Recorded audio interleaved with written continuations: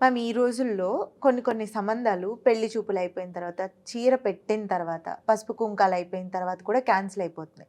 అయితే దీనికి ఒక ఎగ్జాంపుల్ మనం ఇంతకుముందు మాట్లాడుకున్నాం. అయి రీజన్స్ మాట్లాడదామా ఇప్పుడు? వీటికి అసలు సవా లక్ష కారణాలుంటాయి రూపా. బట్ ఈ మధ్య కాలంలో నేను డీల్ చేసినవి, ఫేస్ చేసినవి పర్సనల్‌గా, ప్రొఫెషనల్‌గా నేను చెప్పేది personal in the sense lack of honesty. ఎలా అంటే పెళ్లి సంబంధం కుదుర్చుకోవటానికి ముందు హానెస్ట్ కాన్వర్జేషన్స్ 200% ఉండాలి. ఇప్పుడు టీనేజ్ పిల్లలు కొన్ని కొన్ని మిస్టేక్స్ చేస్తారు. Nobody is perfect in this world. తప్పు చేసి ఇప్పుడు సైకిల్ నేర్చుకుంటాము, కింద పడకుండా సైక్లింగ్ రాదు. సో లైఫ్‌లో పిల్లలు ఆ టీనేజ్‌లో గాని, అప్పుడు గాని they might have had a girl friend. కొంచెం ఆల్కహాలిక్ అయ్యుండొచ్చు, స్మోకింగ్ గానీ, కొన్ని ఎక్స్‌ట్రీమ్ బ్యాడ్ హ్యాబిట్స్ ఎక్స్‌పీరియన్సెస్.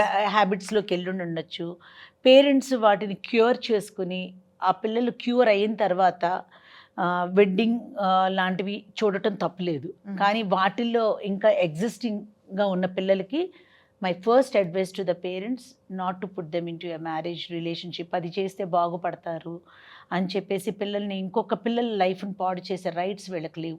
అది ఒక పక్కన పెడితే, అట్లాంటివి ఏదన్నా ఫేస్ చేసిన పిల్లలు దాని నుంచి బయటకు వచ్చేస్తే గనక, నేను నమ్మేది ఏంటంటే రూపా, అవతల వాళ్ళు ఒక మంచి సంబంధం వచ్చింది, వాళ్ళు బ్రాడ్ మైండెడ్ అని అనిపించిన సంబంధం వచ్చినప్పుడు, either boy and the girl are పెద్దవాళ్ళు, ఈ ఫ్యామిలీలో ఉన్నవాళ్ళు పెద్దవాళ్ళు కానీ, అటు పక్కన పెద్దవాళ్ళతో జరిగిన విషయాలు ఓపెన్గా డిస్కస్ చేసి, ఎక్స్ట్రీమ్గా చెప్పక్కర్లే, at least the base of it చెప్పి, అవతల వాళ్ళు ఇష్టపడి అయ్యిందేదో అయిపోయింది, now he is perfect, now he is not into any of these things, let's proceed అనుకుని ముందుకెళ్తే ఏ గొడవ ఉండదు.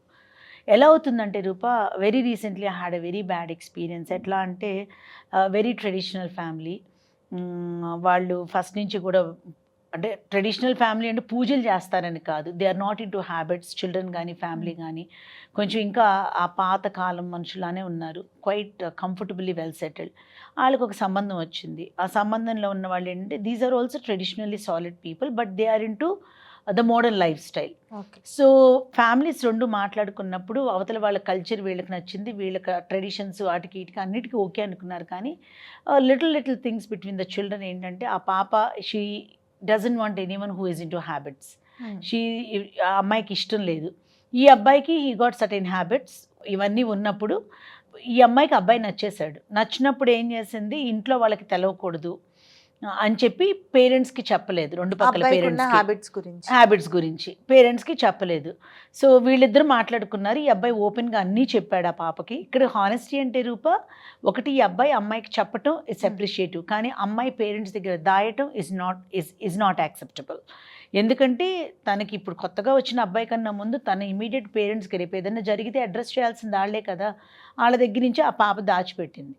సో వన్ ఫైన్ టైం ఏమైందంటే, త్రూ రిలేటివ్సో ఫ్రెండ్సో లేకపోతే ఈ పార్టీస్లోనే ఎక్కడో కానీ whatever it is functions జరిగేటప్పుడు మొత్తం it got opened up, wherein the boy had a girl friend అని, and he still seeing her అని, he is into still habits అని, ఇవన్నీ ఓపెన్గా అక్కడ కామన్ ఫ్రెండ్స్ అన్న ఏదో తెలిసింది. సో పెద్దవాళ్ళు కూర్చొని నిలదీసి అడిగినప్పుడు అవతల పేరెంట్స్కి కూడా ఈ విషయాలన్నీ తెలుసు.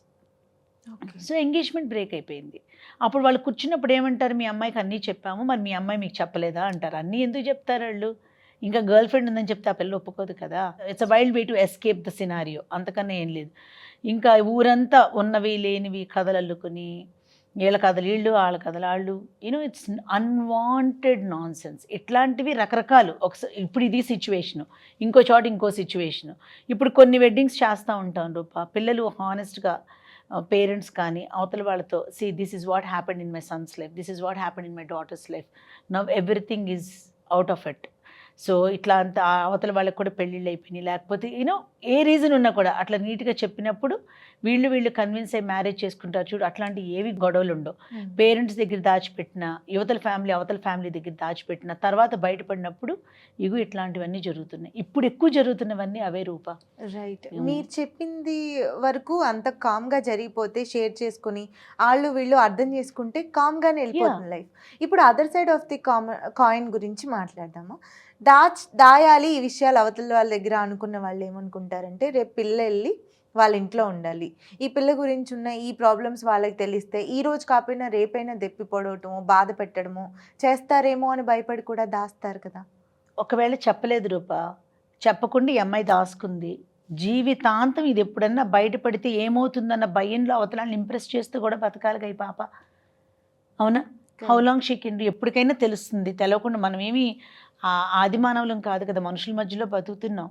తెలిసిన సర్కిల్‌లోనో ఎక్కడో ఒక చోట ఇప్పుడు మీడియా పెరిగిపోయింది.